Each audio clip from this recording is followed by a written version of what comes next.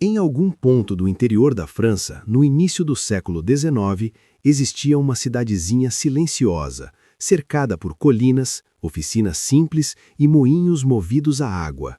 Um lugar tão comum que ninguém imaginava que ali, naquele chão esquecido pelo mundo, começaria uma das maiores histórias da indústria moderna. Não havia motores rugindo, nem estradas cortadas por carros velozes.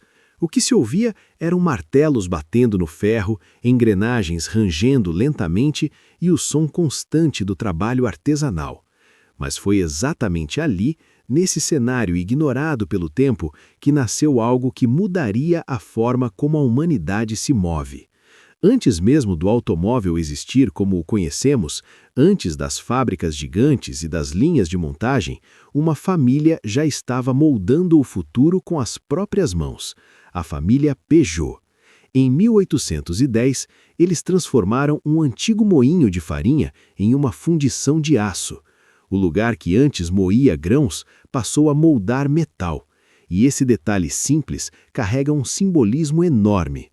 A Peugeot nasceu no momento exato em que o mundo deixava o artesanal e entrava no industrial. No começo, eles fabricavam lâminas, serras, molas, ferramentas de precisão. Depois vieram os moedores de café e pimenta, objetos pequenos, mas feitos com uma qualidade tão alta que atravessariam séculos. Até hoje, esses moedores ainda são vendidos como itens de luxo. Isso mostra que, desde o início, a Peugeot não pensava pequeno, pensava em durabilidade, pensava em tempo. A diferença da Peugeot nunca esteve apenas no que produzia, mas na mentalidade. Enquanto muitos viam o metal apenas como sobrevivência, os Peugeot viam evolução. A França começava a entrar na era industrial e aquela cidadezinha acompanhava silenciosamente essa transformação. Aos poucos, a empresa cresceu, passou a fabricar bicicletas e ali surgiu algo essencial, a obsessão por mobilidade. Levar pessoas mais longe, mais rápido, com mais eficiência. Sem perceber, os Peugeot estavam ensaiando o futuro. O homem que mudaria tudo se chamava Armand Peugeot. Visionário, inquieto, ele acreditava que o mundo não poderia mais depender de cavalos, que as cidades cresceriam, as distâncias aumentariam e que o futuro estaria nos veículos sem tração animal. Em 1889, ele apresentou o primeiro automóvel Peugeot, ainda movido a vapor. Um veículo estranho, barulhento, instável, mas absolutamente revolucionário. Um ano depois, veio o primeiro Peugeot com motor a combustão. Para muitos, aquilo era loucura. Para Armand, era inevitável. Ele estava olhando décadas à frente. Enquanto o mundo ainda confiava nos animais, ele apostava na máquina. A decisão de entrar no mundo dos automóveis não foi apenas coragem, foi leitura de época. O mundo estava mudando, e quem não mudasse com ele seria engolido pelo tempo. A Peugeot apostou tudo e venceu. Tornou-se a montadora mais antiga ainda em atividade no planeta. Não a maior. E foi aí que nasceu uma das decisões mais geniais da história do marketing automotivo: os números. Em 1929, a Peugeot lançou o modelo 201, o primeiro a usar o famoso formato com 3 dígitos e 0 no meio. O primeiro número indicava o tamanho do carro, o 0 virou identidade visual. O último indicava a geração. Não era apenas um nome, era um sistema. 205, 206, 208, 308, 508. Cada número carrega uma lógica.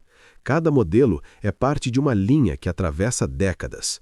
E essa padronização foi tão forte, tão consolidada, tão respeitada, que a Peugeot registrou oficialmente esse formato. E é aqui que entra uma das histórias mais curiosas do mundo automotivo.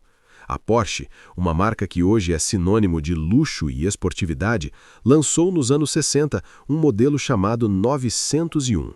Um carro incrível, moderno, que prometia revolucionar o mercado esportivo. Mas havia um problema: o nome. A Peugeot já tinha consolidado com muito louvor o uso dos números com 0 no meio. Era uma identidade reconhecida no mundo inteiro. Não era apenas um detalhe gráfico, era uma assinatura histórica. E por isso, a Peugeot entrou com uma contestação formal. E venceu. A Porsche foi obrigada a mudar o nome do seu carro. O 901 virou o 911. Não foi uma escolha criativa, foi uma imposição histórica, um reconhecimento silencioso de que aquele tipo de numeração já tinha dono. E o dono era a Peugeot. Isso mostra algo poderoso. A Peugeot não dominou apenas fábricas, dominou símbolos, dominou linguagem, dominou o tempo.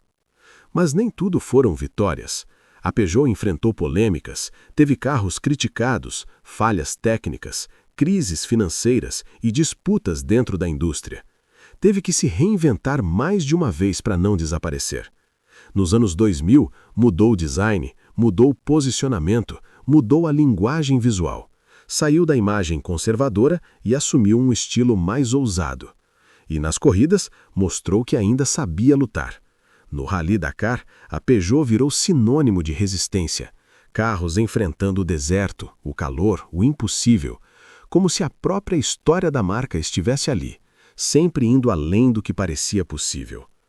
Hoje, a Peugeot fala em eletrificação, em futuro, em tecnologia, mas no fundo continua fazendo a mesma coisa que fazia lá atrás, naquela cidadezinha esquecida, moldando o tempo com as próprias mãos.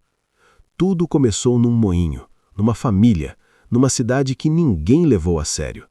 O mundo mudou, as guerras passaram, as crises vieram, mas essa história não foi apagada.